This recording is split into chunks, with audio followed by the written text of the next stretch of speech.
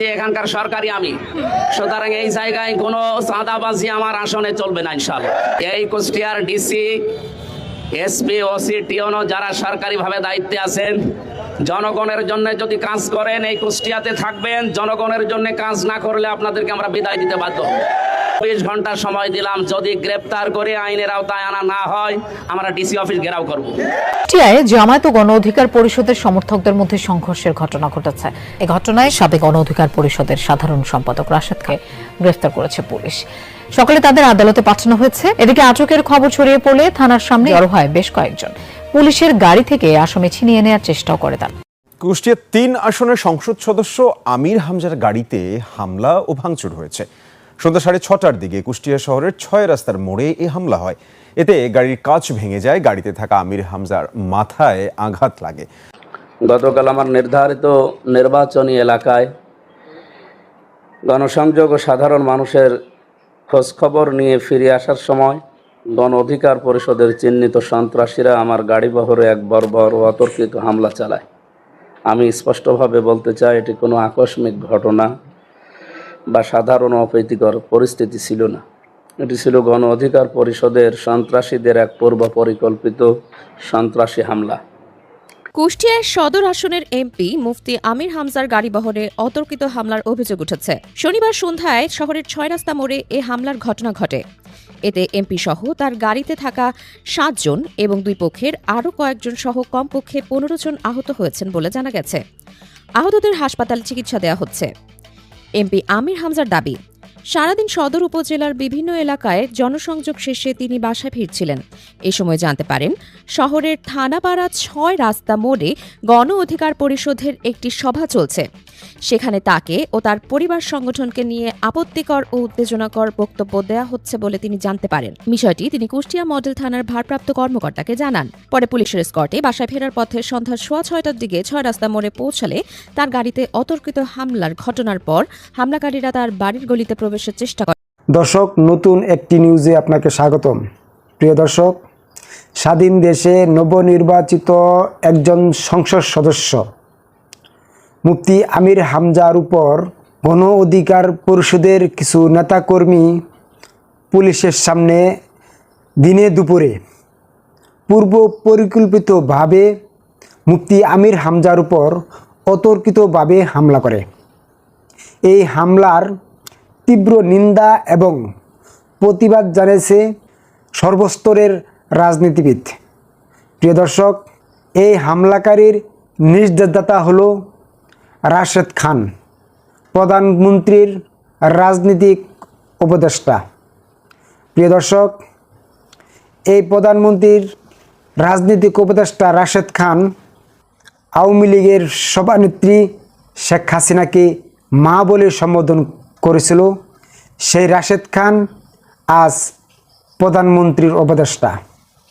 প্রিয় দর্শক, এই রাশেদ খানের কেমন শাস্তি দাবি করছেন জানিয়ে যাবেন আমাদের এই ভিডিওর কমেন্ট বক্সে। প্রিয় দর্শক, ইতিমধ্যে আপনারা ভিডিওর কিছু অংশবিশেষ দেখেছেন। অংশবিশেষ দেখেই বুঝতে পারছেন আজকের এই ভিডিওটি ঠিক কতটা গুরুত্বপূর্ণ হতে যাচ্ছে। তাই বলবো দর্শক, ভিডিওটি স্কিপ না করে ভিডিওতে একটি লাইক দিয়ে ধারাবাহিকভাবে সম্পূর্ণ ভিডিওটি দেখলে বুঝতে পারবেন এই রাশেদ খানের সর্বশেষ কি পরিস্থিতি। ধন্যবাদ সবাইকে। এখানকার সরকারি আমি, সুতরাং এই জায়গায় কোনো চাঁদাবাজি আমার আসনে চলবে না ইনশাআল্লাহ। এই কুষ্টিয়ার ডিসি, এসপি, ওসি, টিওনো যারা সরকারিভাবে দায়িত্বে আছেন, জনগণের জন্য যদি কাজ করেন এই কুষ্টিয়াতে থাকবেন, জনগণের জন্য কাজ না করলে আপনাদেরকে আমরা বিদায় দিতে বাধ্য হব। এই 24 ঘন্টা সময় দিলাম, যদি গ্রেপ্তার করে আইনের আওতায় আনা না হয় আমরা ডিসি অফিস ঘেরাও করব।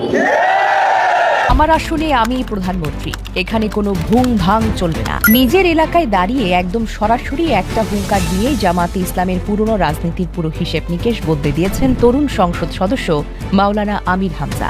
সরকারি অফিসার থেকে শুরু করে মাঠের প্রতিপক্ষ কাউকেই বিন্দুমাত্র ছাড় না দেওয়ার এই গরম রূপ হঠাৎ কেন সামনে এলো? একজন এমপির একটা কথা কি শুধুই নিজের এলাকার দাপট দেখানোর জন্য, নাকি এর পেছনে লুকিয়ে আছে দেশের রাজনীতির নতুন কোনো খেলা? রাজনীতির মাঠে যেখানে শান্ত ও নরম থাকার নিয়ম চলে এসেছিল এত দিন ধরে, সেখানে দাঁড়িয়ে কিভাবে এক মুহূর্তে পুরো ছবিটা বদলে গেল, সেই রহস্য বুঝতে হলে কিন্তু আমাদেরকে পেছনের কিছু অদ্ভুত ঘটনার গভীরে যেতে হবে। মাওলানা আমির হামজা সাধারণ কোনো নেতা নন। তিনি দেশের বেশ জনপ্রিয় একজন তরুণ ইসলামী বক্তা, যিনি নতুন এমপি হিসেবে নির্বাচিত হয়েছেন। এতদিন মানুষ তাকে কেবল ওয়াজ মাহফিলে কথা বলতে দেখেছেন, কিন্তু এমপি হওয়ার পর রাজনীতিতে এসে তার কথা আর কাজের মেজাজ সবাইকে চমকে দিয়েছে। সংসদ সদস্য হয়ে মাঠের রাজনীতি আর সরকারি অফিসে যেভাবে তিনি একের পর এক কড়া অ্যাকশন নিচ্ছেন, সেটাই এখন সারা দেশে আলোচনার কেন্দ্রবিন্দু। ঘটনার শুরু কিন্তু সাধারণ কোনো মিটিং থেকে হয়নি। সেদিন এলাকার মানুষের সঙ্গে কথা বলে তাদের সমস্যার কাগজ হাতে নিয়ে যখন এমপি আমির হামজা বাড়ির দিকে রওনা হন, তখন বাতাসে এক অজানা বিপদের সংকেত দেখা দিচ্ছিল। ওত পেতে থাকা প্রতিপক্ষের ক্যাডাররা হয়তো ভাবছিল অন্য ৮-১০টা সাধারণ নেতার মতো ঝামেলা দেখলে তিনি হয়তো কেটে পড়বেন বা ভয়ে সটকে পড়বেন, কিন্তু আমির হামজা কোনো তাড়াহুড়ো না করে ঠান্ডা মাথায় স্থানীয় ওসিকে ডেকে নিজের নিরাপত্তার ব্যবস্থা করেন। তিনি আখ বাড়িয়ে কোনো ঝামেলায় যাননি, আবার নিজের ভাবমূর্তিও নষ্ট হতে দেন। কিন্তু আসল ঘটনা শুরু হলো ঠিক তখনই যখন ওসির সামনেই তার সরকারি গাড়িতে আচমকা হামলা চালিয়ে বসলো ক্যাডাররা। একজন এমপির গাড়িতে পুলিশ অফিসারের সামনে এমন আঘাত আসবে তা তো কেউ ভাবতে পারেনি। ঠিক এই মুহূর্তেই ঘটে গেল সবচেয়ে বড় পরিবর্তন, যা পুরো দল ও সমর্থকদের অবাক করে দিয়েছে। মাইর খেয়ে চুপচাপ সহ্য করার দিন শেষ করে এবার রাজপথে সরাসরি পাল্টা ধাওয়া দেওয়া হলো। মারামারির পর হামলাকারীরা মাঠ ছেড়ে পালাতে বাধ্য হলো ঠিকই, কিন্তু গল্প এখানে শেষ হয়নি। লড়াইয়ের মাঠ থেকে ফিরে রাতের অন্ধকারে আমির হামজা যা করলেন তার রাজনীতিতে খুব একটা দেখাই যায় না। তিনি নিজের সমর্থনে শত শত নেতাকর্মীর সাথে নিয়ে সরাসরি থানায় হাজির হলেন এবং হামলাকারীদের চিনে নিয়ে সাথে সাথেই মামলা ঠুকে দিলেন। জামাত সমর্থকরা এতদিন রাজনীতিতে শুধু মার খাওয়ার ছবি দেখে অভ্যস্ত ছিল, তাদের সামনে অন দ্য স্পট নিজের শক্তি কাকে বলে তা তিনি সরাসরি দেখিয়ে দিলেন। তবে এই ঝামেলার পেছনের কারণ কি শুধুই ক্ষমতার লড়াই, নাকি তাকে থামিয়ে দিতে বড় কোনো দলের নতুন কোনো প্ল্যান তৈরি হচ্ছিল? এই রহস্য আরও বাড়ে যখন আমির হামজার সাথে স্থানীয় সরকারি অফিসারদের মুখোমুখি হওয়ার ঘটনার দিকে আমরা তাকাই। সাধারণত দেখা যায় কোনো এমপি জেতার পর বড় অফিসার বা ডিসির অফিসে গিয়ে অত্যন্ত সুন্দর করে ফুলের তোড়া উপহার দিয়ে মিষ্টি হেসে ছবি তোলেন।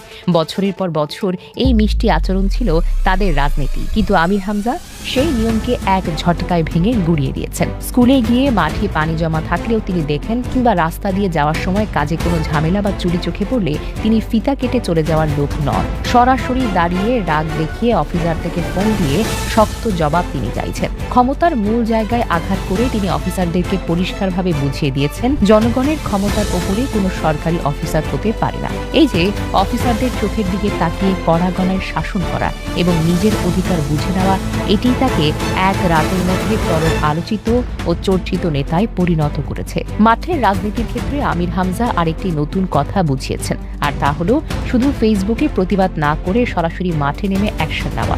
তিনি দেখিয়েছেন, কোনো অন্যায় হলে শুধু ইন্টারনেটে লিখে চুপ থাকা রাজনীতি নয়, বরং সাথে সাথে পুলিশ ও আইনের সাহায্যে পুরো ব্যবস্থা নিতে হয়।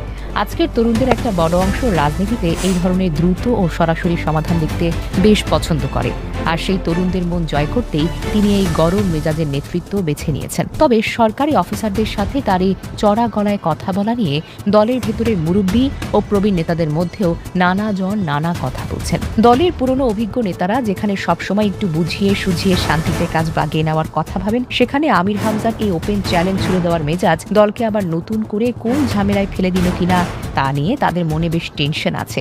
এখন দেখার বিষয়, জেলা প্রশাসন আর পুলিশের সাথে এই দূরত্বের কারণে কি এলাকার কাজ ভবিষ্যতে আটকে যাবে, নাকি অফিসাররা বাধ্য হয়ে তার কথা শুনে কাজ শেষ করবেন? এর বাহিরেও তার এই একের পর এক গরম ভিডিও ইন্টারনেটে আসার পর সোশ্যাল মিডিয়ায় ব্যাপক ঝড় উঠেছে। তরুণ ও সাধারণ মানুষ তার এমন মুখোমুখি অবস্থানকে দারুণভাবে লাইক ও শেয়ার করছে, যা দিন শেষে তার ব্যক্তিগত জনপ্রিয়তাকে এক ধাক্কায় আকাশে তুলে দিয়েছে। রাজনীতিতে এখন শুধু ভেতরের হিসাব নিকাশই বড় কথা নয়, এই বিপুল জনসমর্থনও কিন্তু প্রতিপক্ষ ও প্রশাসনকে একটি অদৃশ্য চাপে রাখছে, যা অস্বীকার করার কোনো সুযোগ নেই। সব মিলিয়ে এই ঘটনা কেবল কোনো নির্দিষ্ট এলাকার মধ্যে আটকে নেই, বরং পুরো রাজনৈতিক অঙ্গনে একটি বার্তা ছড়িয়ে দিয়েছে। আমির হামজার এই স্টাইল দেখে সামনের দিনে অন্যান্য তরুণ নেতারাও যদি একই পথে হেঁটে অফিসারদের সোজা করার চেষ্টা শুরু করেন, তবে দেশের আমলাতান্ত্রিক সংস্কৃতিতে এক বিশাল পরিবর্তন চলে আসতে পারে। দর্শক, একজন সংসদ সদস্য এবং ইসলামী বক্তা এর উপর হামলার তীব্র নিন্দা এবং প্রতিবাদ জানাই আমরা। প্রিয় দর্শক, তার পাশাপাশি এই রাশেদ খানের শাস্তি দাবি করেছি।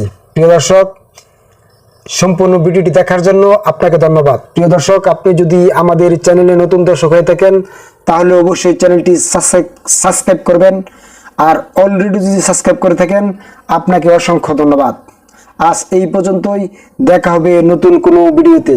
খুদা হাফেজ।